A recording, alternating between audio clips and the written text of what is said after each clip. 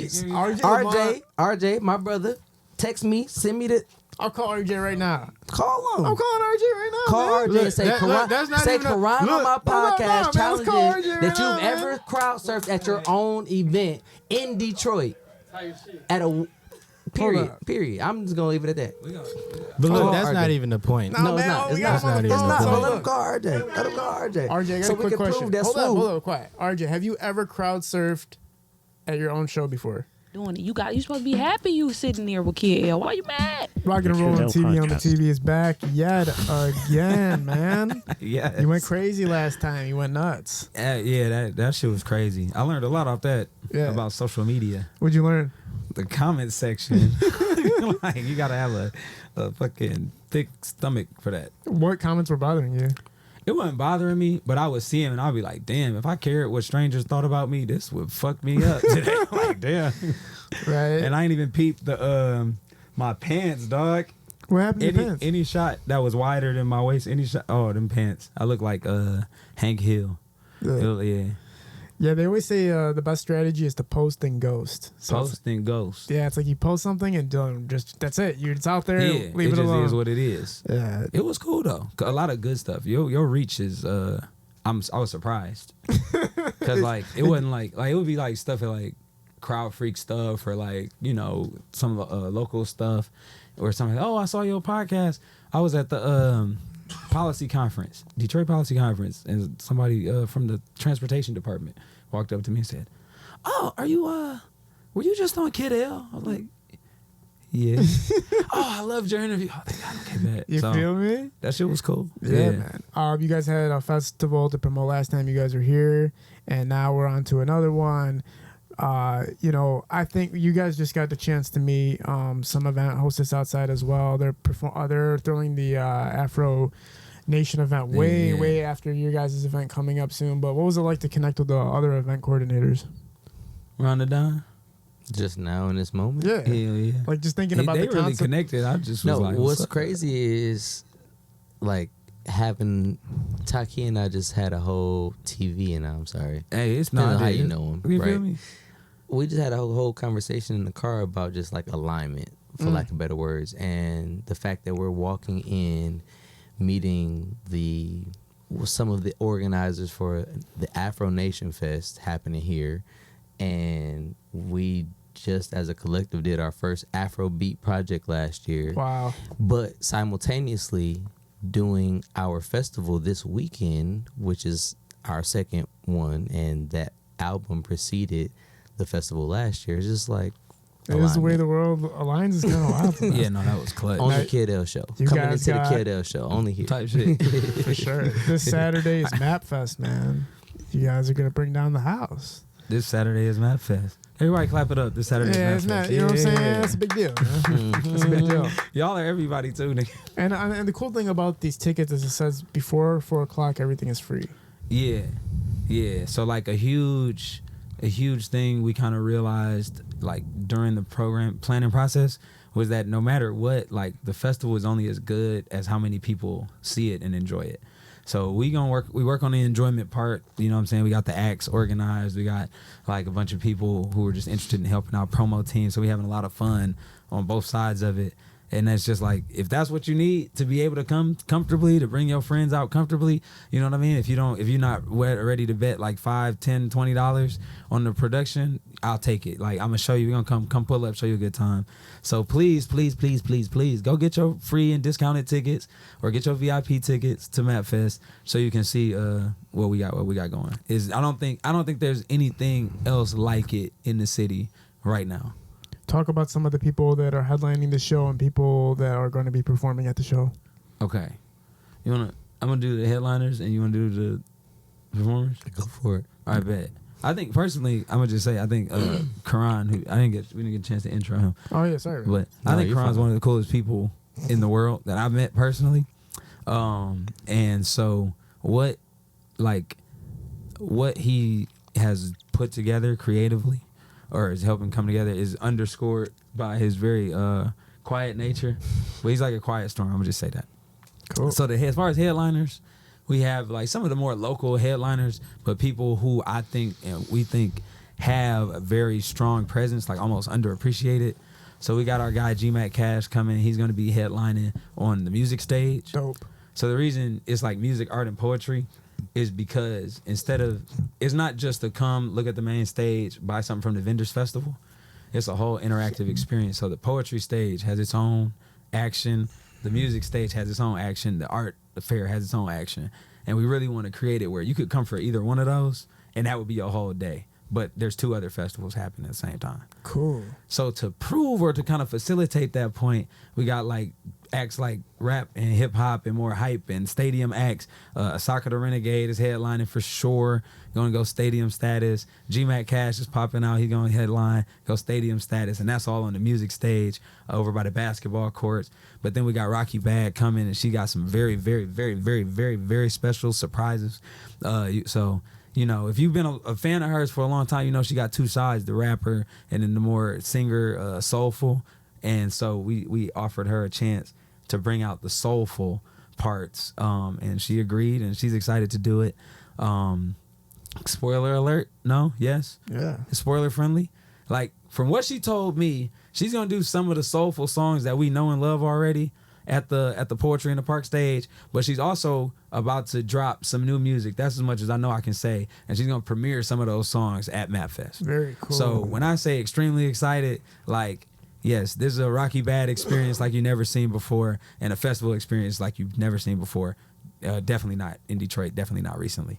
Very, very awesome.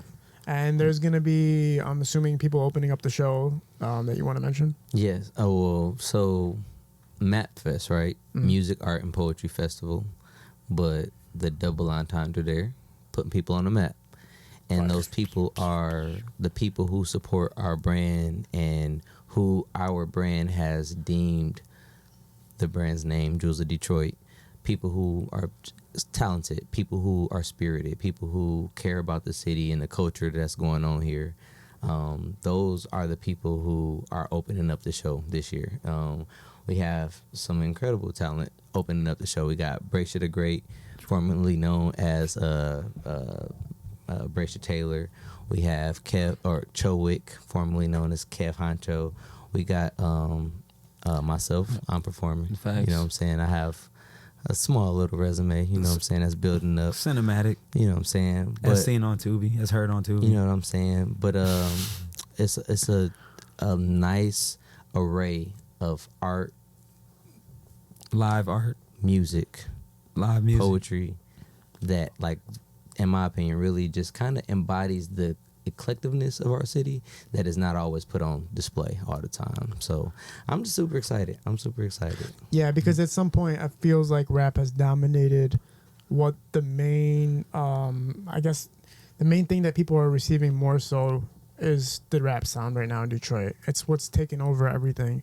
But we can't forget about the R&B scene. We can't forget about the soul scene. We can't forget about even some of the techno scene. Like, there's a lot of different sounds that are coming out of the city that are being kind of lost and not appreciated as much because the rap scene is the most marketed and dominating part of the scene right now. And so that's another cool thing. So on top of the music that we have, and speaking to that point, like, we have a house DJ in the house during the festival because we have a house on the grounds, DJ Shakan.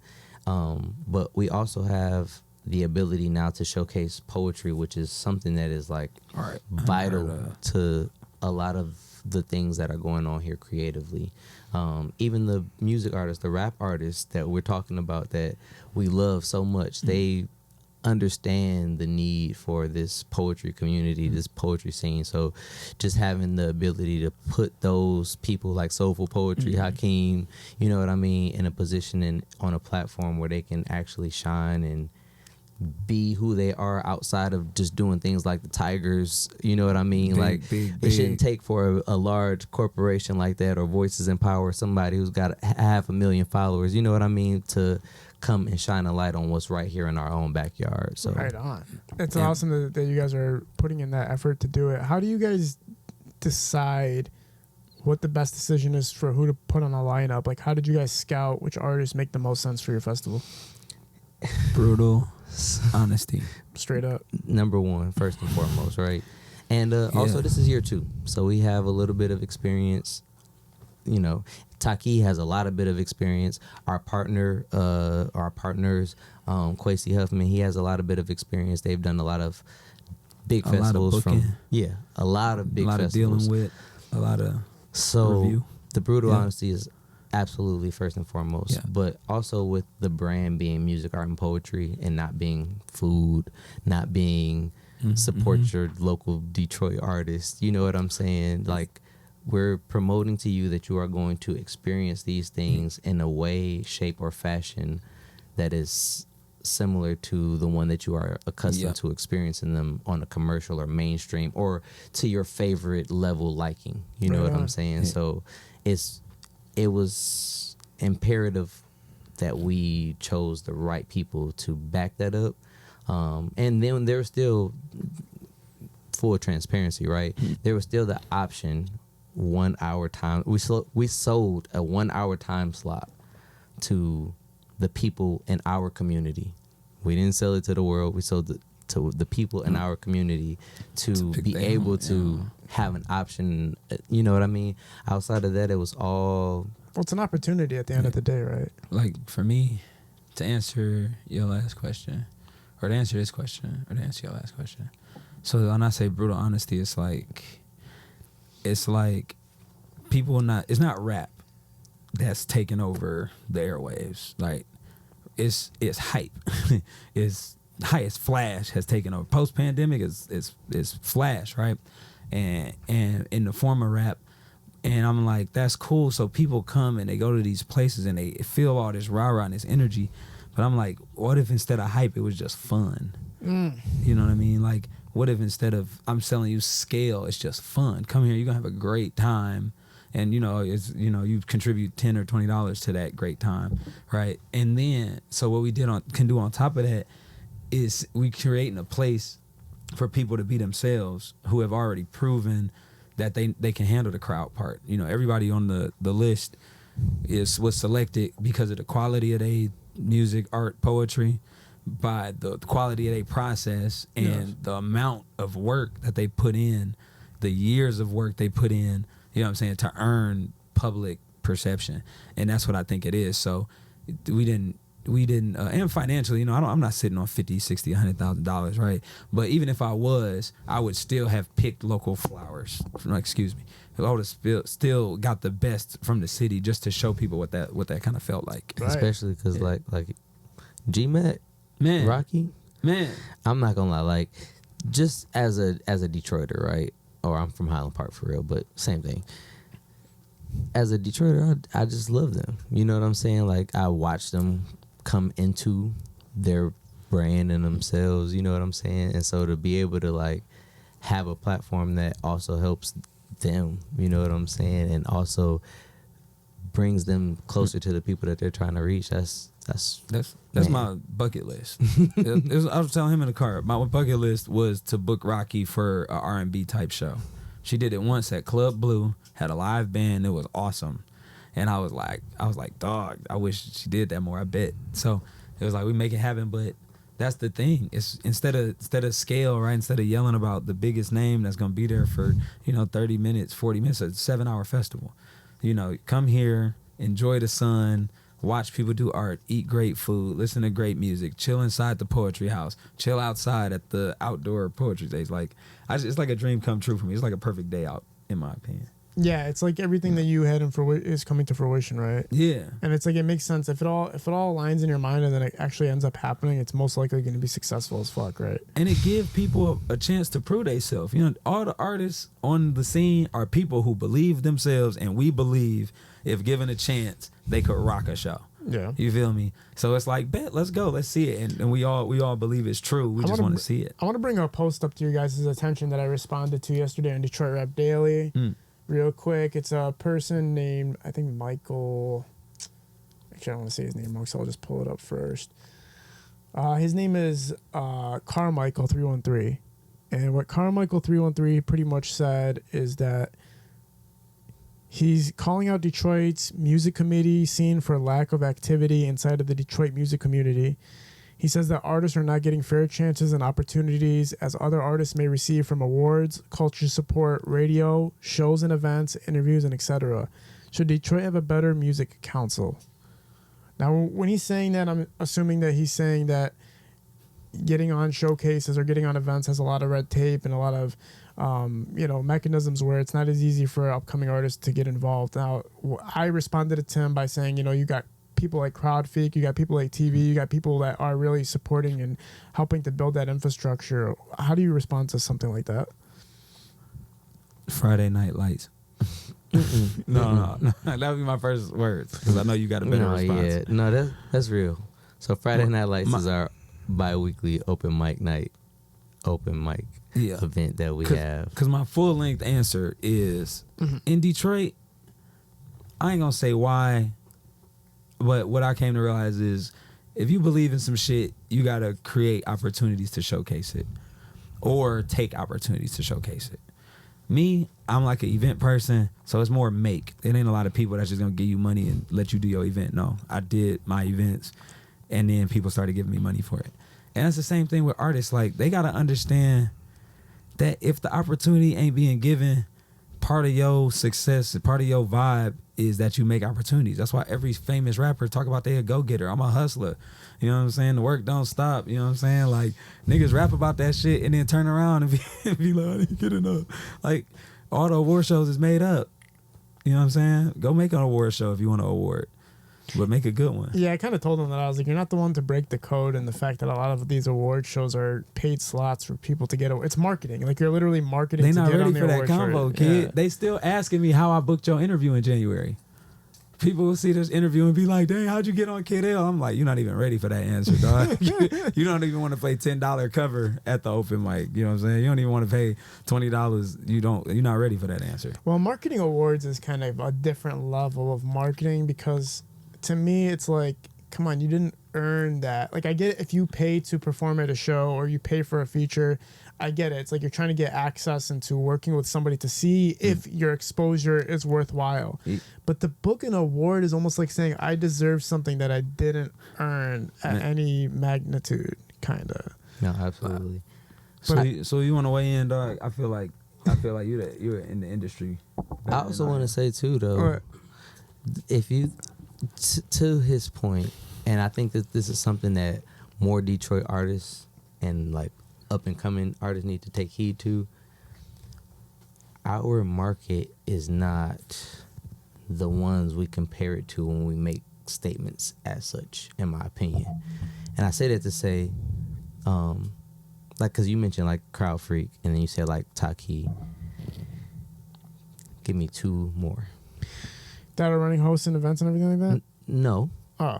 Because what you said was the ultimate question at the end of it was, do we need a better Detroit music council? Music council, right? Yeah. First and foremost, to my knowledge, I don't know that we have one. There isn't one. That's what I was trying to tell him. I was like, it's individuals. Like, we just had Dream Rich on here a couple hours ago. And what I was saying to her is, it's like, it seems more like individuals are creating these platforms and they collaborate from time to time with other people that are doing similar things. But that doesn't mean they're all sitting in a room like a presidential table, or it's like a council of like, all right, here's what we do, and the next move for Detroit music is this and this and this. It's not Motown Records out here. Absolutely. It's just individuals working together. Absolutely. But I think, and I'm speaking because I'm first, like, before I do any business, before I'm a MatFest owner or whatever organizer, I am a music artist. I'm a recording artist. I have been most of my life. Coming up here, being in Detroit, has made me realize that the opportunities that I always thought would be available as a music artist, as somebody who was serious about it, as a recording artist more specifically, because there's different forms of music. Opportunities look different. As a recording artist, I always thought that there would be bigger and better, more frequent opportunities than what are presented to us. Right. So for me, outside of a Crowd Freak, which I am so grateful that our city has a Crowd Freak, right? The only other platform that I've been able to be a part of as a recording artist is like a Coast to Coast, which is not from Detroit, but conceptually and in value, you get about the same sort of opportunity as well as exposure. Right. Because within any of these, 1,000 square foot spaces, where you pay $20 or maybe $50 to go perform on the high end, it's only so many people that could fit in there. You know what I'm saying? It's only so. To his point, it is frustrating, but like you said, and like Taki said, it's a go-getter mentality, and I think that recording artists in Detroit need to be more mindful of actually understanding the marketing side of the music business, as opposed to the promotional side. Yeah. You know what I'm saying? Because there's two different things in that. Yeah. It's hard to promote when you don't know who your demographic is. You know what I'm saying? So that's the thing that's the thing. Absolutely. There's two different aspects that if you're ignorant to them, then you're gonna suffer a lot in the industry. Do you get to go to a lot of like festivals? Like I get invited to every. Do you go? From time to time. I stopped going because me and Nick, remember me and you were going to almost every single event for the past 3 years. Type shit. Once I started getting to a certain level of recognition, it became not feasible because I don't like security. Yeah. I don't like people protecting me. I don't like any of that shit. And there's people that, first of all, want to hurt you, and then there's people that like you too much. And Type shit. that Like shit's both extremes. It's like overwhelming. And then I got the backstage opportunities as well, and then it just became overwhelming at a certain point. I was like, I don't want to deal with this shit anymore. I was gonna ask like your top 2 or 3 that Events you went that I've been to? Yeah, that you just enjoyed. Oh, Crowd Freak every single time. I think Crowd Freak, Curtis Lamar brought me on stage with Cash Doll one time. Type shit. It was crazy. He would Legendary reference shit. that. He would reference that. Yeah, had to. That was wild. I was outside of the gates. I had just popped up. I was outside of the gates, and I was telling security, I was like, let me just pull up on Cash Doll. Let me just walk on stage. He's like, nah, man. And then Curtis was like, yo, what? And he like moved the barricades. He's like, yo, come on, let's go. And he's just She pulling didn't me. have a PPO on you? Huh? She didn't have a PPO No, on not yet. So I thought it was good after Not at the that point in Walmart time. situation. yeah, no. I thought it was all good as of Walmart. She helped you get that situation No, squared up. she like me and Cash Doll are cool. Yeah. I was Okay. Yeah. But me no, and Cash Doll are cool. what's funny is that's actually where I met Kid L for the first time at Backwoods? Backwoods and Bonfires. Yeah. That's crazy. Yep. For the very first. He obviously won't remember that. I'm like, hey, huge fan, appreciate your platform. He like, thank you. He was with his lady, doing his thing. It's like, I don't know if it was last year That or was the year last before. year. Yeah, I it was remember like, seeing you. oh, Yeah, it was last year. that's Yeah. nice to know that. Yeah, That's I nice to remember. know that. They So, had yeah. But that was I mean, I'm not gonna lie to you. I was gonna tell the DJ to cut the music and let me sing my song for her that I made for her. Type shit. But then I seen Tracy T, her boyfriend, and I was like, okay. But man, it was such a golden opportunity to do it because it was everybody there knew, like everybody in the audience knew me because Crowd Freak and me have been working together so long that like my name was recognized in that that audience. So I was like, man, I blew it. I think about that every night. Like, man, you should just go do something you don't do and you regret it. That was one of those moments. I be back and forth, like looking at your content, your page and stuff. I'm like, does this man is he aware of how famous or whatever he is, or not? Because like you'll go from like a bunch of regular people doing regular or cool stuff, and it'd be like I swear Vezo, hell of a Cash Doll, such and such. It'd be like, wait a minute, like. He's aware. He's just not from our culture. No, shit. it's to me when you talk about like we just had 4-2 Doug on and stuff like that. For me, it's This like is average. You say I said that. Oh, cool. For instance, we just had 4-2 Doug on. well, the thing is that After he just did the biggest shit of all time. He just did Map Fest of Man. you know what I'm saying, Detroit. Come on. when I did the 4-2 Doug interview, to me, it's like, you're dealing with, an artist who deserves a lot of praise because of what he's accomplished and everything and what he's done for the city and musically and everything like that. My cousins, it was like the first time where my family was like, what in the fuck? Like, everybody's like, what? We pump 4-2 all the time. And everybody was going crazy. And in my mind, I was just thinking, like, I love entertainers for the fact that they're entertainers. Like, I don't love them for the fact that they're rappers or that they're hip-hop artists or that they might have said something crazy on a podcast. I love them because of the fact that they engulf themselves in being an entertainer. Like, this is my identity of who I am, and this is how I'm going to persuade it into the world. So when you came on last time, that to me, that's like you went entertainment mode for a minute where it's like, oh shit, and you spoke real shit. So it's like, if I'm dealing with an entertainer, I'm gonna love it no matter what, and it doesn't matter how big or small the artist is. Because I've met major figures in Detroit. and in an industry where I'm like, man, you're not an entertainer. You just somehow made it to this motherfucking point. Man. So like, I'd rather go talk to you sometimes where it's like, yo, I'd rather talk to him than I'll talk to you because I feel more like the entertainment from you or the realness from you versus a dude who just so happened to get in his position by whatever way he fucking got there. You know what I'm saying? Yeah, we worked for this. We worked hard for this. We pissed people off for this, learning how to be better people. I was gonna ask, how much longer we got to? You got time? All right, bet. I want to give DJ Swoo an opportunity to come in here and talk. Yeah, let's do it. You know what I'm saying? About what he's doing for DJs in the city. Yeah, let's do and what he's doing for Map Fest. You know what I'm saying? But I can't see him because the lighting. I don't know if he want to pull up or not. Sometimes you got to pop Come out. through. As we transition, can I say something? Yeah. That I only hope Spirit is telling me to say to Kid L in the spirit of what that interaction that just happened.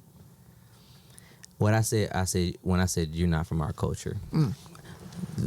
That was not you know what I mean when I'm saying that. Yeah, I understand what you're saying. Broad level. So when you said like people in crowd, the audience, they like that is the entertainment side is not always when you're a rapper. Come on, Sue. Yeah. No, I didn't want to stop the flow. Continue. I just want to say this because I love your platform. Thank you. And I can't stand naysayers, and I'm always like in your comments arguing with people. Like you can literally go search my name. I'm arguing with people on your side because I appreciate it. And what I feel like I'm not heard on the platform said to you or even from you in perspective is you have made your stake in a predominantly hip-hop culture. Mm-hmm. And hip-hop has no bearings in entertainment. Right.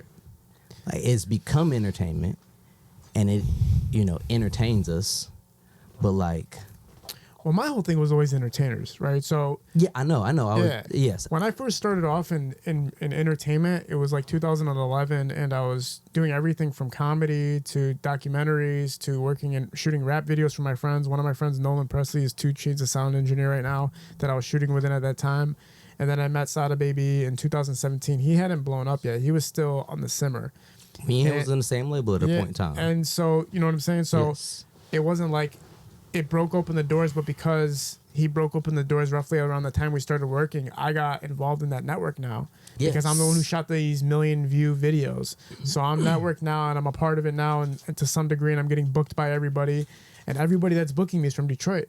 And so you're building a network with people, you're communicating, you're falling in love with the culture, you're falling in love with the people. I mean, I grew up around hip-hop, I grew up around rap, so it's not like a foreign thing to me. I'm a totally part of it. Yeah. But I get what you're saying as far as the culture part, because somebody told me an interesting story. Mm-hmm. So when you said, I don't understand the culture, I'm not going to... Oh, no, I didn't say that. No, I'm sorry. I didn't. If I did say that, miscalculation, retract, I said not from... Yeah, not from the culture. Our culture. And that's true. I'm not from the culture. So Okay. here's the interesting part about why I agree with that, and why to some people it might seem so crazy that I do an interview with 42 Doug or whoever it might be, and to me it's like just cool. It's because this one time somebody came on my podcast and said that he was a struggling artist, he was almost homeless, and then one day he walked to a studio that had like a Bentley outside, and then I Swear Vezo came outside from that studio in Detroit, got into his Bentley and drove off. And this is all in Detroit. It's like a trapped out studio in Detroit. And he said to him at that moment, he's like, I felt inspired because somebody from my walk of life has that much success. He's like, seeing him get out, hearing him on the radio, seeing him on the TV, seeing him get inside of a Bentley was the most inspiring thing in the world to me. And he's like, that transformed who I was as a rapper. And so seeing it from that angle, where like somebody's in the starvation mode, somebody's in the homeless, like, almost poverty mode, and then they see somebody from their walk of life succeed, how could I ever understand that? No. Yeah, you know what I'm saying? It's, again, I don't think that you don't understand. I truly don't. Yeah. I don't believe that it's a misunderstanding or a lack thereof. What I'm hoping to equip you with from the culture is the perspective of that audience not necessarily being entertained always as you are when you are engaging with this product, but resonating. And so that's something that I've been telling DJ Swoo, and why I thought this would be a cool transition. I was actually not been telling him. I just said this to him because I have a DJ gig with KRS-One this upcoming next week, a week from tomorrow. I'm opening DJ set for KRS-One. And it's a hip hop crowd, it's a hip hop community, and they appreciate hip hop.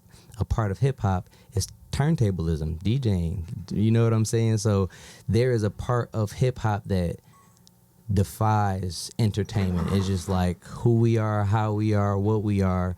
And like when you talk about people like 42 Doug, he embodies that. Right. You know what I'm saying? So even like his audience is like, for lack of better words, the crowd freak audience. You know what I'm saying? So I get frustrated when I'm like witnessing them not give credence and heedance to the part that you play in our culture with your understanding. Because I don't believe that you don't understand. You know what I'm saying? So I apologize if it sounded like I was saying that. I totally understand what you're saying. No, and I appreciate that too. But yeah, no, Swoo, he is the ultimate like epitome of hip hop to me, because DJing is just, man, what? Fifth element. Talk about your timeline, man. Talk about what you got going on. Right now, life I got going on. You know what's funny? I was telling Taki, I was like, bro, the last time he did an interview with you, and he said something about DJ Swoo, and it just blows my mind to be sitting here with all my brothers and then sitting in front of you and then getting an interview and everything. So that's cool. That's dope, man. That's cool. I cried a little bit with his little interview when he's talking about DJ Swoo, the fire upcoming DJ. Yeah, I'm still up and coming and all, but. Yeah, no, that was a long time ago. It's Swoo Saturdays. How do I want to say this? And the DJ battle, do both. Swoo Saturdays is like the craziest shit for me. Like, I didn't even think I could pull some shit like that. I had a talk with Karan and his dad. I was like, I kind of want to do an event, like curate an event where you just shine the light on DJs. Like, bring back, like, the DJs. Like, I haven't been in Detroit for that long. It's been, like, a year, couple months. So I'm still learning the scene and everything with DJs. But DJs matter. And I think the city forgot that. I don't know why, because I haven't been out here for long. But because hip-hop has become entertainment more than hip-hop. And that's when the DJs became important. And that's why I said that was a perfect transition. Yeah. And you, Swoo, are the perfect embodiment, because you are a phenomenal DJ. But the story on Swoo Saturday, it came, I think it was Cinco de Mayo or something. I forgot what it was. But I had talked to Karan. He was like, bro, name it Swoo Saturdays. I was like, okay, cool. We named it Swoo Saturdays. The first event, I was nervous. Didn't know what to expect. And I didn't expect to get that much love from everybody and how much everybody like actually cared to hear a DJ. So my idea was to get other DJs to join in on me, and we showcase. It's basically like a showcase for artists. And we did it, and the first Swoo Saturdays, just big, fun, like an event where people just come and just like not worried about the booths or being pressured to buy bottles. It's just like the only thing you worry about is coming to have fun. That's dope. And it happened. The second one, same thing, bigger. The last one just happened Saturday. The Western thing. Like, for you to see this type of stuff, so you moving from one state. The Western thing. What was the Western thing? What's the Western thing? He thinking Western Michigan. You're right. Oh, What's the Western thing? the glow down, the hold down. Well, Yeah. It's a DJ event, because let me do it. You know what I'm saying? Am I missing something? No, it's just how you said it. Oh. He did a whole Western glow down as a DJ event, like to bring a whole different vibe and thing. And you know, we're in Detroit. A glow down, Western glow, and he pulled it off. 150, 200 people. What kind of music is that? Like, what is that? Everything. You got it's like 5 different DJs. So they all got their own different type of style. Wow. So you don't just get one specific style. How of does the music. audience respond to that? They love it. Really? I don't know if you saw this shit or not, but the video of a shirtless nigga crowd surfing, that was me. and Swoo, I was gonna say that. I Eminem, Big Sean, Cash Dow, Dej Loaf, Tigger. I ain't never seen nobody crowd surf. Hold from on, Detroit I'm about to pull my Soldier Boy right quick. I'm the first DJ in Detroit to crowd surf. Ooh. No, man. RJ Lamont. At his own event. It's on the party. Ooh. RJ Lamont. Wait, what? See, that I was don't know RJ about party. that. That was Okay, RJ you party. can say Oh, RJ RJ, my Lamont. brother. That was RJ party. What party was it? RJ Lamont. That's my brother. This guy's been in the entertainment industry. No, since, he said his own party. yeah. My own event that I threw. My own name and everything. Okay. You just threw his name out there just to say it. I thought he had the receipts. I thought he had the crazy. receipts. You're gonna send me this so I can edit to the video. So I thought you had the receipts. Like, no, you remember when RJ Lamont did? Well, how long you been DJing for? 3 years. Man, get out of here with all that, man. RJ Lamont's been DJing since like 2008, Me man. and RJ done been to Benton Arbor, Kalamazoo, Saginaw. We done been all over the state together. You've never seen him crowd surf. Not once. I Before have- I Swear Bezo went to jail, we was on stage with him. That was one of the hypest performances we ever had. I never saw RJ hop in the crowd with his This is the shirt first time on the History of the Kiddo podcast that I challenged the first. off. Okay. Okay. So okay. so And now that's I'm why I looking at said you. What you mean provide by us with the that? receipts. That's why Taki came over with the receipts. RJ, my brother, text me, send me the I'll call RJ right now. call him. I'm calling RJ right now. Call man. RJ Look, and say, look, that's not say even a- Karan on my look, podcast man, let's challenging call RJ right that now, you've man. ever crowd surfed at your own event in Detroit. At a period. I'm just gonna leave it at that. But look, Call that's RJ. not even the point. Nah, No, it's man, not. we It's got not. him on the It's phone. not So even let the him call RJ. Let him call RJ. RJ, I got so a we quick can question. prove that's Hold smooth. up, quiet. RJ, have you ever crowd surfed at your own show before? At your own event that you threw with your. No. Damn. Like I said. Hold up. Have you Like ever, I have you said. ever crowd surfed before though? Hold up. Yeah, I crowd surfed, but it was like trying shows. What he say? Who Put your shirt back on, man. Yes, who All right, shows? there's- Did he say there- Karan Like- shows? Nothing, man. I thought you crowd Did he surfed say at Karan a show shows? before, so I was wrong. Did he say Karan shows? Yeah, like at my regular shows between black people, they'd drop me. Oh, okay. And then look, All right, hold I on. appreciate it. I'll talk to you No, soon, hey, bro. tell Sue. Hey, RJ, we love you, bro. Man, we love you, man. And then the crowd that I Damn. was in was man, more put your blacks. It shirt ain't back even on, about. man. No, this is me. That's Like, smooth. you gotta understand. This is Can't me. Instagram is gonna take us down for Oh, my nudity. bad. I got you. Oh, okay. That's smooth for you. But no, All right, I but stand corrected. I'm sorry. no, you good. You good. I'm sorry. But all that to say, Sue is actually he is an incredible DJ because he's not just a DJ. He is an I'm an entertainer. entertainer, bro. He's an entertainer. Like for real. For you, On them, dog. you said you like entertainment, right? No, I'm You said sorry. you like I apologize. entertainment, right? I believe, man. I should have believed in you, man. And it's not like I'm not throwing shade or nothing, but the art of DJing has been lost in the city. And that is just I feel like my job is to just bring it back, make people aware of what like you really need a DJ. Yeah. Like when it comes to clubs, the main person in the club for real that creates the vibes and make all the money for the people is the DJ because they playing the good music. You go to a club, the DJ ain't playing the songs you don't want to play, then you ain't gonna spend no money or anything. Yeah, I remember my friend had me book a DJ for his house party 3 years ago, and I'm not gonna lie, I was just being a cheap ass. I spent $300 on a DJ, literally the worst fucking party ever, right? 2 years later, they gave me the chance to book the DJ one more time. I spent like $1,000. Fucking blew the place up. Like everybody was going crazy. Neighbors were pulling up. Everybody was fucking pulling up to that. Was it the bitch. same DJ? No, it was a different DJ. It was just a better DJ. It cost more money, but it was worth it. So you gave that one DJ 300 for how many hours? He was there from 8 till 12. A terrible DJ. Worst And DJ ever. You know, sometimes it comes by like what you paying the DJ too. Yeah. Because when DJs go in these clubs and you paying them, you lowballing them, it's just like they don't really have no effort to really provide the vibe for everybody in there. So how much you pay a DJ will represent their effort towards their performance Me? at your show. If I was paying a DJ, I'd pay like nothing lower than $300, Yeah. especially in clubs. Nothing lower than 300. 300 for how many hours? 4 You hours. said 300, right? What That's clubs what he only? just said. He said he got a terrible DJ for $300 for 4 hours, right? Well, yeah, and my whole point was kind of like you kind of get what you pay for sometimes, where it's like you might as well, if you're going to have a banger party, you might as well have a great DJ. So are you saying that his problem was that he just didn't know the right $300 4-hour DJ? Because you just said I 300. did just say that, didn't I? Yeah, you just said the same thing. Like, wait a minute. But I didn't know that DJs can be like, damn, I'm not getting paid that much, so therefore I'm not going to put in the craziest Some amount of DJs effort. feel like, But Oh, video no. directors do that too. Video directors are like, if you don't pay me enough, I'm not going to go crazy on your fucking video. it's some DJs that do it for money, and then some people that do it that really enjoy it.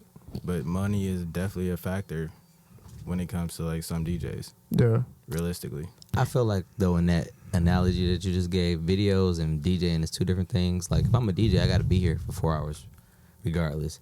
If I'm a video editor, you don't know how long it took me to edit this video. No, video director. A video director, you don't know how long what goes into it. You know what I'm saying? Like as far as what advice I have to offer to make it the $1,000 effort that you think I could. You know what I'm saying? Because to his point, I feel like it's a market thing, right? Like you're not gonna go to to Los Angeles and find a 4-hour $300 DJ that could be as good as one that you will find in Detroit. Detroit does have good 4-hour $300 DJs. I'm not saying they don't. I know. Yeah, That's why I was yeah. like, when you said that, I'm like, are you? I think all that to say, bridging the gap. You just might have had a badass DJ because I remember you saying this story before. Yeah, I said heard this story before. I fucked up, Yeah. and I was like, "Damn, man!" I was like, "It really matters who you book and how. Like, sometimes paying more for a better DJ is worth it." I already kind of knew when I booked that first DJ that he wasn't the best fucking DJ. I kind of. Oh, so You did. I kind of knew, but I was like, "What's a DJ?" you like you, get know what you my pay for. But No, you get what you book. But you know what my mindset was when I was booking a DJ? I was like, all right, bro, he's gonna bring out some speakers and a laptop. Who gives a damn? Play some songs off YouTube. And then you got the repercussion from your family Yeah. because you were the one that booked them. Yeah, and then when So I booked this you're other DJ, embarrassed. I realized like no, they're doing transitions crazier. They're mixing. They're playing with the turntables crazy. They know like the volume's better. They know how to like I don't know the equipment's better. I was like, oh, there's a big difference between when you DJs are all different. Like there's some that Yeah, are for great sure. and some that Absolutely. are fucking just guys with Absolutely. speakers. You know what I'm saying? Absolutely. type shit. But let me tell you, I was gonna say, what's some DJs you got coming for your show at MapFest, and what you like about it? Who's coming on your show? No, Oh. he doing the DJ showdown. Mm-hmm. So I'm saying like he was talking about good DJ music. Like, what's some things you like about some of the DJs you book? the thing I like about the DJ show is just just entertainment. Like the DJs right now, Genzo, Creed, Key, like they and Lansing and everything going crazy. Kalamazoo going crazy. Short Stack, she's out here. Like I like these DJs. Like they caught my ear because it's like they don't get as much attention as they need, and they actually good DJs. Yeah. People just like, okay, we got our same 5 DJs that we got in rotation. We don't care about no other DJs. So right. that's why The I expendability of DJs, right? Like they seem expendable to mainstream artists and shit like that, right? Yep. So that's why I kind of came up with the idea about Swoop Saturdays to give opportunities to other DJs. Like, it's a lot of DJs, but when is the city actually gonna pay attention that like you could trust other ones? Like, give them a chance, give them a try, or at least listen to their mixes or something. Yeah. That's all it is. But nobody want to do it for real because they don't understand. Like, Yeah, that's where marketing comes in, right? Because to this day, you're not going to listen to anybody unless they're in your face, right? I remember back in the day, I used to look for music.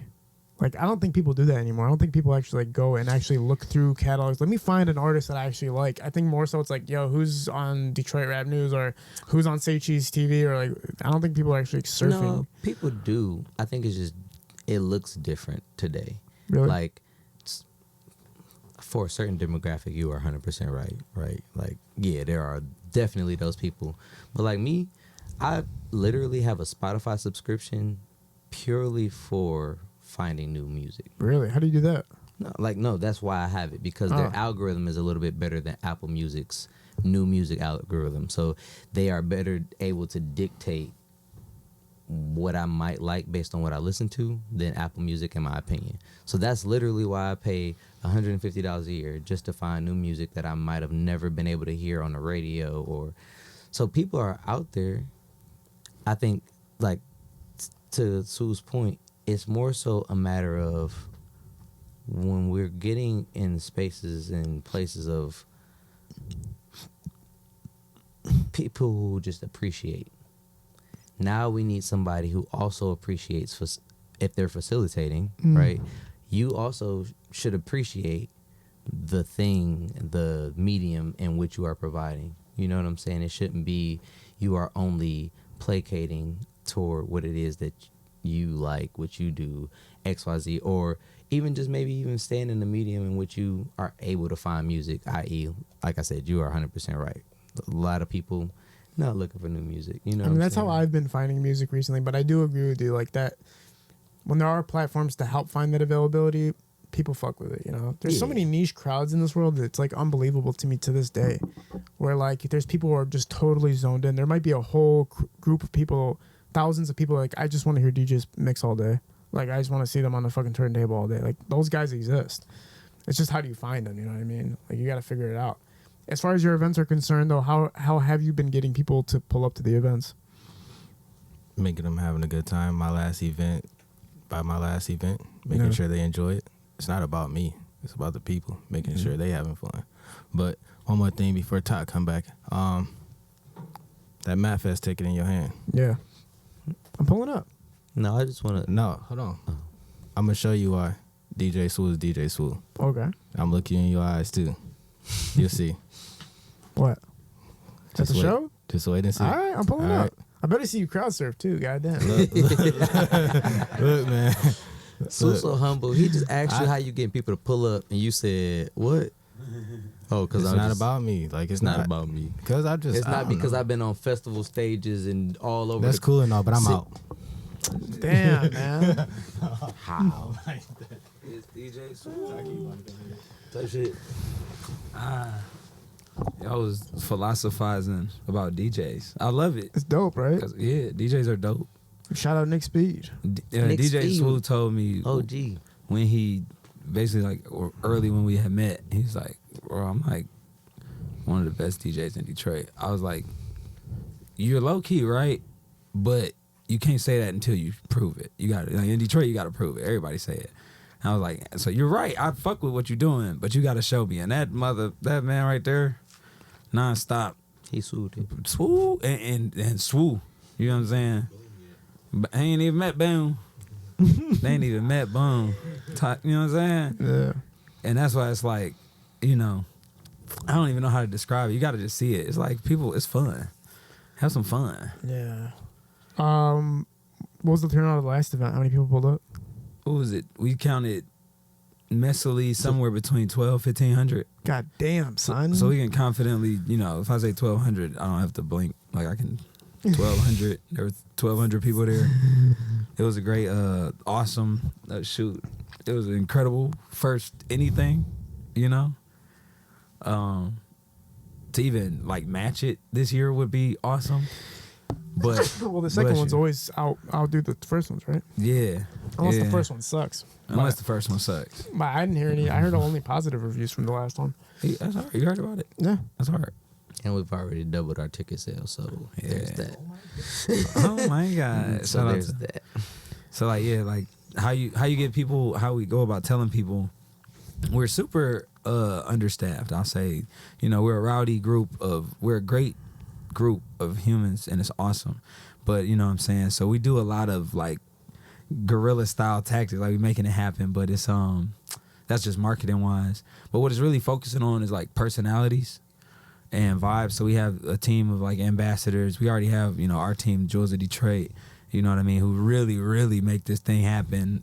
That's why it can be so many different subjects, but still have character, because it's not one group of people planning 5 things. We're just helping facilitate, you know, creators creating. And then we have like our ambassadors, who are just people who rock with our events, want to get more involved. So they've been helping, and we just multiplying personalities, you know. If you're cool, then 9 times out of 10, your friends are cool. You feel me? So we just are like inviting cool people and helping them invite cool people. Right. You feel me? Yeah, usually you can tell like what kind of group of people are gonna pull up to something depending on like that first person. I mean, like if I meet like a R&B guy, I already know who his fucking friends are gonna be. If I meet a scam rapper, I already know who his friends are gonna be, who he's pulling up to the party with. It's usually the same motherfuckers every time. It's not usually something that if you invite a scam rapper, most likely his friends are scam rappers. That's the thing, you know, it's like dispelling the myth. Like everybody feel famous and that's cool, but it's like instead of trying to be famous. Why don't we just be cool people and see what happens? Right. That's my version of it. That's why I'm not a good promoter in my opinion. Well, Because I'm not like a hype beast. You know what I'm saying? When I enjoy something, I really enjoy it.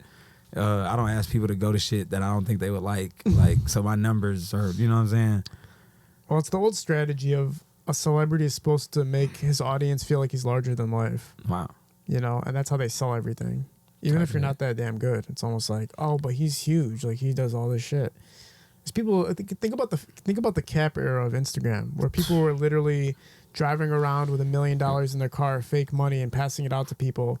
And this person can get a million followers because you just hope one day he's gonna pull up on you and he's gonna ask you if you follow him or not.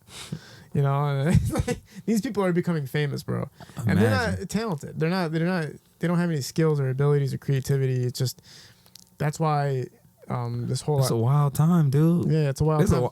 It's a wild time. Everybody wants to be famous, but they're not really doing the work that it took to become famous in And the 90s famous and today, 2000s. like schoolmates. You know, like famous. Not even like no real famous. Just like famous to their followers. Yeah. And that's cool, I guess. I don't feel famous. Do you feel famous? Bro, you'd have to come from a place where like literally barely anybody knew you to 20 people know who you are now. And then all of a sudden you feel like, oh shit, this is it. 20 people know who I am. And then I meet people who know 100 people who know who they are, and they think they're really famous. And I know people who know 1,000, and I know people who 100,000 people know who you are. Sheesh. I have friends that 1 million people know who they are. But everybody, it doesn't matter to them because they've never experienced it before. So if 100 people recognize you at the mall one day, Yeah. it could have coincidentally been that all those 100 people pulled up to the mall that day that just coincidentally knew who you were. Yeah. But then you walk outside of the mall and the rest of the world has no fucking No clue who idea. you It's a are. little drop. But to you, you're like, oh, I'm fucking famous. I made it, son. 100 people know who I am. It's like, it happened. I don't like that. Like I don't like people knowing who I am. Yeah. Contrary to popular belief and contrary to the fact TV that the I'm on show. the internet podcast, right? Yeah. But it's not like I just recognize the ability to spread more good. You know what I'm saying? And we be busy planning stuff. So I don't do a great job marketing stuff. Like anybody who sees this can confirm. I send like same day or day before messages about stuff, like, and I get a lot of random stuff. So, you know what I mean? To me, it's like, I don't consider myself a good promoter for that reason. You know, there's just something that happens. That's why I said there's a difference between promotion and marketing earlier today. Yeah, Because and being famous, you like, said if only way I'm gonna ask you to come is if I know you're gonna like it. That's marketing. you feel That's me? what you're phenomenal. That's one of the things you're phenomenal at. You But- know what I'm saying? But I know, like, I noticed it. Like, this changed my whole mentality on the marketing aspect of the festival. It was like the 4th of July or something. It was 78-ish degrees. It was right before it did like 80 for like a million days. But it was like 78 degrees, sunny enough. And the first thing me and all my friends thought was, yo, let's barbecue somewhere. And I was like, dog, at the end of the day, black people in Detroit, all people in Detroit, but, you know, my people in Detroit, when the sun's out and we just want to be outside. So I was like, dog, this is going to be like the greatest backyard barbecue ever. You know what I mean? Worst case scenario. Worst case scenario is just be the best place to pull up and have a great outside. But I have a feeling like the painters are going to wow everybody. You know, DJ Swoo. We got a yoga class. You know what I'm saying? Going to be there. That's the dude who does the Spirit of Detroit yoga. So he's coming and doing a class. Like, we had some insane collaborations. You know, we got activations from our sponsors, and we're still in the phase where, like, it's I call it a cannabis-supported culture festival. And so we got our sponsors. They got giveaways. Pizza Cat is one of our sponsors. So DJ VIP. BJ, shout out to DJ BJ. Man. You know what I'm saying? I'm going to say, Andre Styles one time. shout out to Andre Styles and shout out to DJ BJ. Okay. DJ BJ is amazing still to this day. No, facts. Like, I said that last time I was Go. here, and he's done more amazing stuff since then. So, like, shout out to DJ BJ for sure. Yeah, he has a long ass history, man. Well, yeah, Been man. working for a long time. Talk about last time you were on here, you had a lot of influential points about some concerns you had for Detroit, including the PDOT buses. Is there anything else that you've been noticing that can kind of influence what's happening in Detroit and the re-infrastructure? Oh, yeah, for sure. That's hard. I didn't expect that. Yeah. But okay, bet. We could talk about the buses first since It's it was such a point. It was a I was gonna repost it again as a reel, but then I got like clobbered with more interviews. I was like, fuck, when am I gonna fit this in? But I really wanted to fit that part in. Please, but thank you too, and so that people know I'm honest when I'm talking my stuff. I did like have been following up on that, and it's a lot of good news. Like a week after I started my new job, I had got a notification from the city. They were hiring like a new director for DDOT. They had just added another like 100 or 200 bus drivers. So I just seen this project they working on with like some electric or AI buses from some company they're collaborating with. So like I'm happy to say like the city like dug in, the administration, the council, everybody, they know what they doing and their plan is really sweet. Like it seemed to a lot of people strange, but it's like it's really sweet, and that the devil is in the details. So I'd be having to give them a lot of credit. You know what I'm saying? This election year is coming up. This is about to be so crazy. Not even just presidential, but like mayoral, any council things. Like it's interesting. There's a lot of interesting. But yeah, I would give the update from that would be definitely giving people they shout outs. But they messed up on Cinco de Mayo. What do you mean? When the police stormed Southwest Detroit on Cinco de Mayo and didn't say why, just shut that puppy down. So it'd be little weird stuff like that happening. But overall, as far as like the city go, yeah, I was like jealous that I couldn't apply for that job. Yeah, I seen Donald Trump talk about Governor Gretchen. He was basically saying he was like Michigan has literally the worst governor ever. It was a crazy video. Which is crazy. You got to say that when we have one of the best governors, though. You know what I'm saying? Like you have to lie to people and be like, no, it's the worst. When you know what I'm saying, otherwise they would hear the news and they'd be like, oh snap, she's really good. Michigan hard. Like Michigan got forests, the whole Upper Peninsula. She got to govern the whole. Michigan got Detroit. You got to govern the whole thing at the same time. But now I'm getting off on a tangent. But my bad. No, I really want. Huh? You weren't. I feel like what he asked you. Because it's part of it. Yeah. Like Hart Plaza this year, right? There's like a festival at Hart Plaza almost every weekend this summer type jump. You know what I'm saying? Like bigger acts are coming. The All-Star Game is talking about it. And if I'm being 100% honest, I think that we're at the ground level or the base level of one of those types of festivals. Like, it's no coincidence that we just ran into Afro Nation on the way out here. You know what I'm saying? Like, when you hit me up and was like, yo, I need a minute. I told him, I'm like, I know you be handling business, bro. Random opportunities. So that was crazy. And that just goes to show to me, you know what I'm saying, that we're at the start of something dope. Oh, for sure. And I think it's gonna stay authentic. That's why we're working so hard to keep it authentic, because the people who we think are cold now, if we got that $100,000, grant or opportunity, we wouldn't be able to tell that sponsor, oh, hire this amazing person I know, even if it's such and such, without proof. So while we're in the early stages, while we're still working on the infrastructure and the, communication skills involved with maintaining a huge event with a lot of people, we're giving people an opportunity to prove, put it on paper, put it on wax. You know what I'm saying? This is what I look like. That's why AY is about to go baby crazy, about to go ape crazy on his performance with his live band. Rakim is going to do it. He just did the Royal Oak Taco Fest. So when you ask like who's coming, it's all these names that I know you should know that you don't know yet. Huh? Rakim's pulling up? Come on now. Are you serious? Come on now. What the fuck? I'll send you the, you know what I'm saying? That's like, crazy as fuck. He just did Royal Oak Taco Fest and the African World Festival back to back. You know what I mean? So now he's pulling up. Asaka's pulling up, doing his live show. So I would have put... I brag about the stuff after the fact. That's why I'm not a good promoter. I don't brag until... Yeah, but when you say GMac Cash, Rakim, Badd, Rakim is considered top 10 artist in history. You feel me? In hip-hop history. I think he thinks I'm talking about... I just told him we was doing KRS-One Tuesday. I heard you about the KRS-One, but I didn't know exactly like the details. No, he thinks Rakim like Wait, J. Cole born on the same day. Wait, which Rakim are you talking about? Rakim Williamson. Man. Yeah, there we go. See? You know what I'm saying? I was gonna let him believe it. I was gonna let him believe it till we walked out of here. Like, bro, that's gonna be great content. Thank you for letting me just run with that. But no, yeah, Rakim Williamson. Yeah, if you look him up, he's a real person who really has these accolades he just mentioned. I'm giving no. Rakim Williamson. Because I'm setting him up to get his flowers. I'm setting up to get his flowers. Like, no, I'm not saying Rakim is coming. I'm proud of that. No, I'm saying Rakim Williamson flowers. Is about to show out. You making it up, yeah? You feel me? That would have been like false advertising if we kept January 28th, looking at it. Oh, that's funny. You feel me? That's so funny, man. You feel me? I just want to. Now that we're in the laughing moment, so I was laughing to myself earlier Yeah. because I wanted to say something today on this podcast. Yeah. Well, I mentioned something in your comments a long time ago, but again, we ain't gonna get into that. I was the first.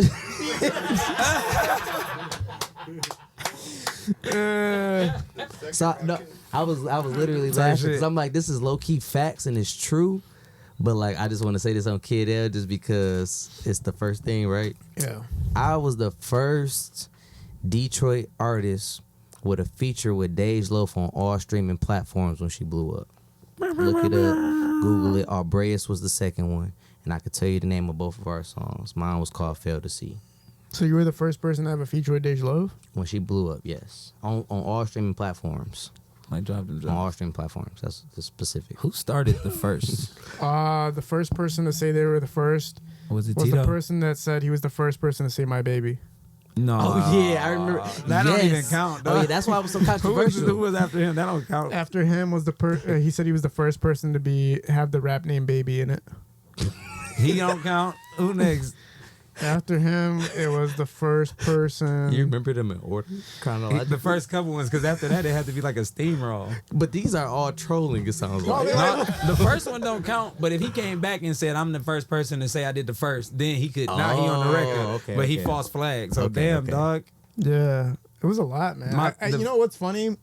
My phone actually has a feature. I mean, everybody's iPhone has a feature where if you just type in a word first. So I'll list you off every single person that's ever said they were the first. Dog. All right, so this is going back. We're going back in history right now for sure. That's hilarious. So first rapper named Baby.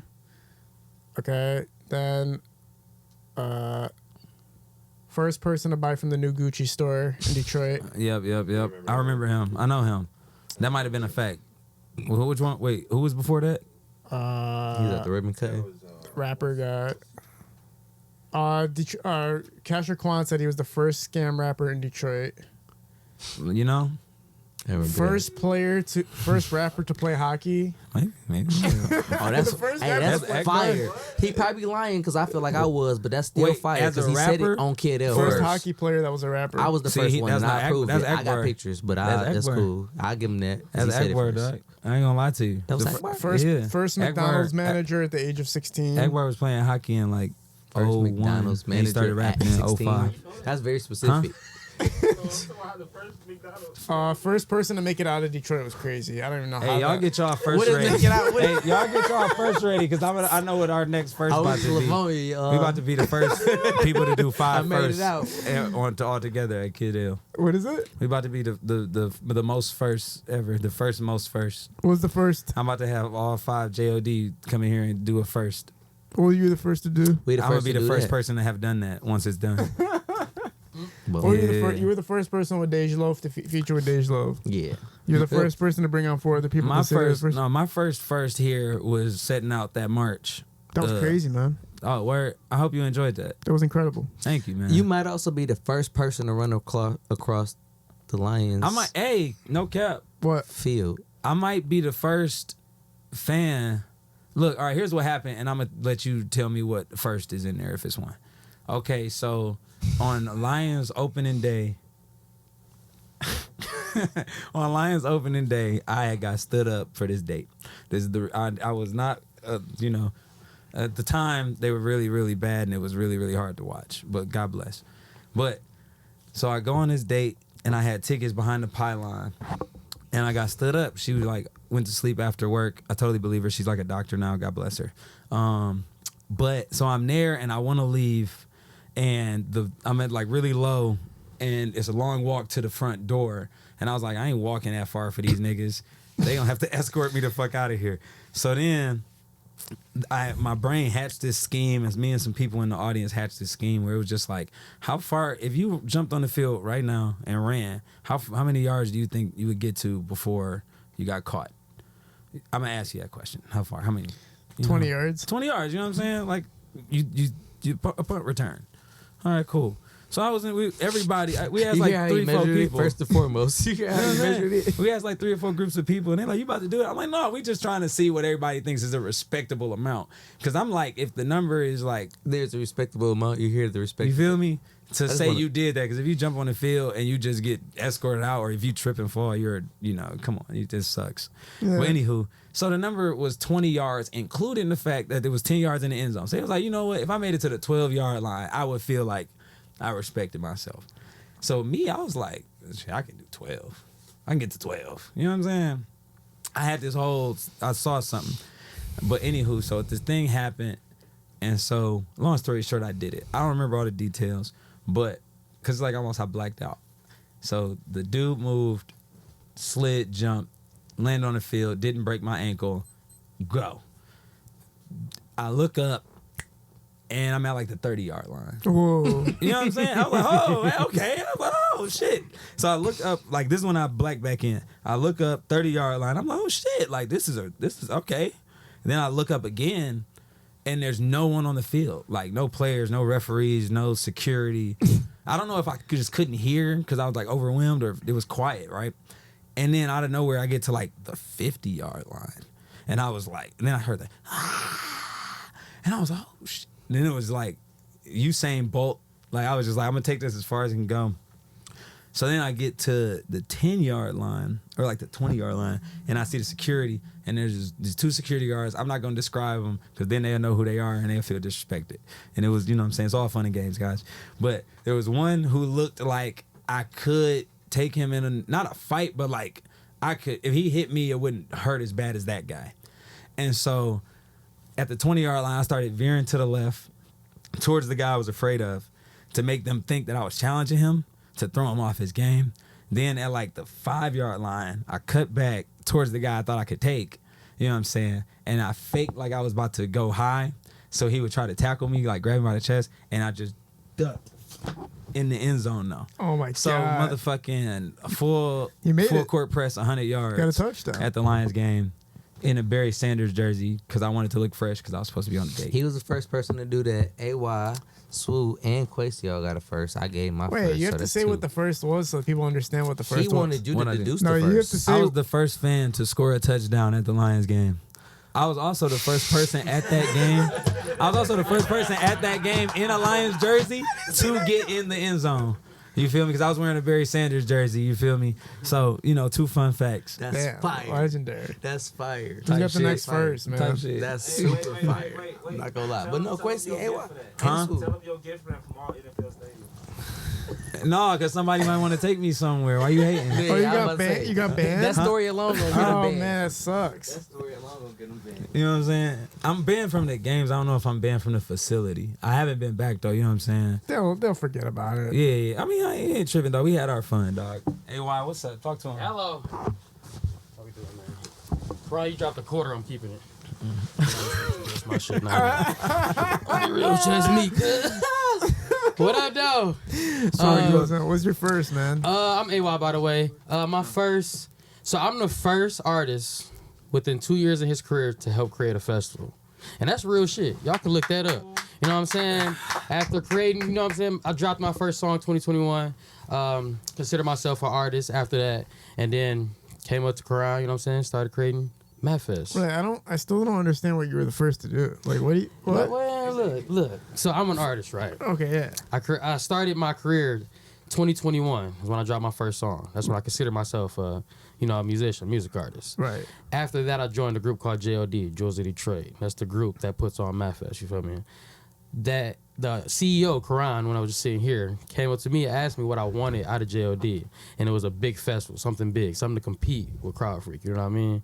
And that was 2.5 years after me dropping my first song. So I feel like I am the first artist to create my own festival. The first artist to create his own festival? Within 2 years of his starting his career. Oh, within 2 years. Okay, all right. That's key, man. All right, Yo, come man. on, man. That's Yeah, but- key. all He gonna right. try to put some shit in there. I got Yeah. behind the footage, guys. All right. That's dope. DJ Swoo. Yeah. I already told you my first. First person to Oh, yeah. Yeah. surf in your own show, at your own show. The Yeah. first DJ to crowd surf in the city of Detroit at his own event. Yeah. and come to Kill L show and made him call to clarify it. Yeah, heck, all right, yep, that's first person. All right, who's next? Type shit. First person to crowd surf at his own show. What's up? What's up, man? What's happening, bro? What's happening, bro? You want to pull that microphone all the way? Oh, shit. And he's got the Map Fest shirt. He's the only one with the Map Fest Oh, shirt. shit. Yeah, they're misrepresenting today. See, man, that's marketing right there. Oh, wait, like this? Twisted? I don't fine. do this. I don't do this What- very often, as you can see. What's your first? Oh, man. I'm about to fuck you up. You ready? Yeah. You ready? Wait, am I doing it right? Yeah, you're right. All right. I am the first black person in Detroit to win a FFA Ag Issues event because I'm a black farmer. Oh, cool. Ty, So you're a shit. farmer? Yeah. Oh, man, you need your whole damn interview. You need the whole thing. What's it like farming? What's it like being a farmer in Detroit? And pull that microphone in a little bit too. Yeah. Just keep dragging it. Oh, he's telling Am I different. fucking it up? You're just taller. Yeah, they're short as fuck. Quran. AY. All right, what you say? Well, yeah, talk about the award first, and then we'll break down the farming. All right, so FFA is an organization that used to be named Future Farmers of America, but they're just called FFA now. The award is, so they got a series of events. It's like DECA, but for farmers. The award is called, the event is called Ag Issues, where you got a group of people, and they debate about an agricultural issue. And we won first in the state over like 500 schools across the state. And then we got like fourth in the nation that year. Wow. So it was pretty cool. What was the issue that you guys had discussed? Oil in the pipelines. And then, because at that time, I forgot the name of the company. It's like Entergy. They had a lot of like outbreaks and a lot of oil spills across America that was causing a lot of like economic problems. And so, well, that's what we were discussing. And you guys had the best point to prove why. And so what did they do after you guys proved that point? Oh, fuck. That was so fucking long ago. Did they change? Was any changes made? Did they like actually listen to you and they go, all right, he has a point. Let's fucking get this shit fixed. Fuck no. Ah, damn. Fuck no. You what? He learned how to change litigation in the law after that. Ha. Oh, You man. learned how How? to change litigation and law after that? So, fast forward. So, I'm in the cannabis industry as well. And so, last year, or so 2 years ago, I got awarded the social equity license. And so, where my farm is in Cassopolis, Michigan, we were trying to pass the law. And so, I lobbied for a year from June to June to get they shit passed. You know what I'm saying? And so they ended up June of 2023 passing the law and implementing cannabis business. Dope, man. Yeah, That's shout a out to Dominic fucking Cruz big- for that one. Damn. Yeah. Yeah, man. This is pretty damn interesting. I'm gonna have to bring you back on for a whole segment of farming. Oh, Get- shit. get Let's do it. Really, because that's like Crazy. I've never had a farmer on the show before. No shit. Yeah, farmer. First farmer on the Man, I didn't know podcast. farmers like still existed. I thought tractors and shit operate themselves now. Well, yeah, So- sort of. So I'm a plant and soil scientist and a farmer. Oh So shit. $1 trillion Quasi here, he is a huge part of our infrastructure team. So like he's helping us literally map out the Map Fest. But I think a good word for him would be like a groundsman. Like this man is like he knows how plants work, but he's a farmer. Like he won like individually won like pig competitions. Oh yeah. Like what is it, raising them or is it? what No, is I it? do. I had so from 8th grade to 12th grade, I had a show pig farm. I had raised like 10 pigs and went across the state showing pigs and winning money. You Yeah. actually make money off of that? Fuck yeah. Wow. I made like $20,000 a year from Wow. the time I was 12 to I was 18 till I went to college. Damn. So you were like a hustler, man. Yeah, so I pigs. guess. Yeah. Damn, you were a pig entrepreneur. That's crazy. Pig A trooper. pig What the fuck? entrepreneur. Pig You know what I'm trooper. saying? That's wild. As far as the show and everything, is there anything you want to talk about before we close out about the show that we didn't bring up? I'm like, okay, if I had a closeout for the show called the Map Fest, Hold on. I would say that one, it's worth a shot. We make it so accessible, like financially, like link in bio, free tickets $5 tickets, sponsored tickets, VIP tickets. We're so undersold on VIP that the VIPs who do come are gonna feel so important. Like it's gonna be super very important.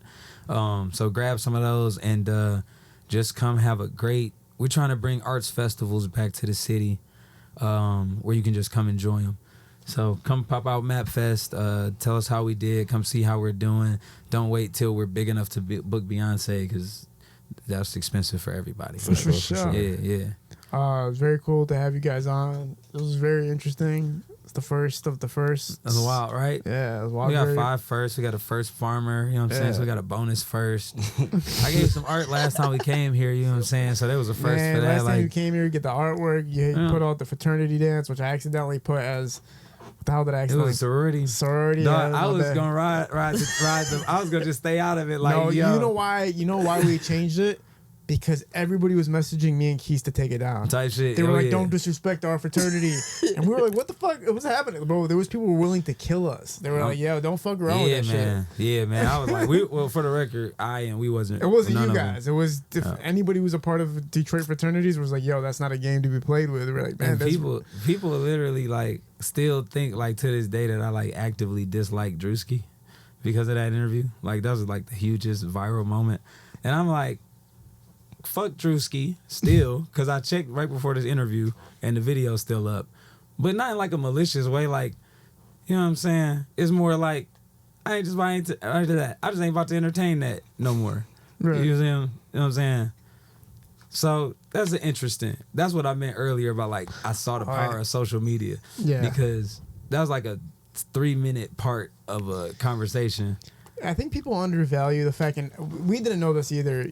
I mean, for instance, RJ, I know we just talked to RJ on the phone, but one thing that me and him didn't realize when we first started doing this podcast, it was, I think, 30 episodes in. He was one of my guests because I already had known him for a long time. And he was like, he came on and he said he was the one that put Detroit music on the map. Mm-hmm. And then the entire Detroit industry seen it and flamed him. He was getting phone calls from main guys. And I think what happened with me and him after we left, back on the map though. Yeah, but like the way he said it was like he said it the wrong way, and neither one of us. We were a small podcast at the time, so we didn't know like that anything could happen with that clip. Yeah, dude, that thing got like 600,000 views. It got him a million phone calls of people pissed off. All this shit everywhere I was going, they're like, "Why'd you let RJ come on your show and say that?" And I just remember thinking like. We didn't think anybody was gonna see this shit, bro. So it's like when you were on, you probably thought like, I know people are gonna see this, but I don't know how many. Whoever I send it to is gonna see it type shit. Yeah, and then I didn't even think like. But then you go viral for Drewski, you go viral for the fraternity dance, like you went super viral for it. No, you know what I'm saying. That's what I realized. I was like, this team, they understand the internet, they understand the algorithm, they understand social media. So it's not that, and that's you know what it is. People just don't realize how interesting Detroiters are. Type shit. That's all it is. And they never got the chance. People from Detroit never really got a chance to like be on a constant circulation of getting these podcasts and interviews where it's really, really expansive and you can actually talk and elaborate. It's not just like a quick interview where it's quick answers. It's like you get to actually explain, talk about yourself, talk about your culture, talk about your ideas. And I think people are finally starting to see that at a consistent rhythm where it's like, oh, this is Detroit. Like we get it now. We understand what it is. Like we understand where the people are coming from more so now than ever. So I think that's what it is. And I'm gonna ask though. I gotta ask since I'm here. Okay, I'm gonna ask publicly. Can Detroit Rap News take down that clip? Which clip? Archive it. Mine. I'll ask him. Only because, not because I don't stand behind every single word on that clip, and I will say it again and post it again, and I'll say it to Drewski humbly but respectably. But anyway, it's because I was cussing so much. And you know what I'm saying? They ain't bleep it. And I just don't like that. You know what I'm saying? Yeah, like, tell them tonight. I don't mind the message, but just send it to me and then I'll tell them, yo, can you archive that? Real, thanks. Take it out. Yes, man. Because we're here. We come in peace. We're here for the culture. Appreciate you guys for being a part of this, man. This was an awesome talk. I'll catch you guys at Map Fest, man. Yeah, man. Pull up and catch a lot of my friends are going to be performing at that, so it's going to be really cool to great check food, that out. Great performances, Rakim poetry Williamson. in the park, outdoor art fair, Map Fest type thing. What's up? Yes, sir. We're at Appreciate Parallel you, Sound man. Studio, High Low Visual Shooting His Productions. We're out. Peace. Peace. Fire, man. That was heat. My dude. Do a photo real quick, fellas.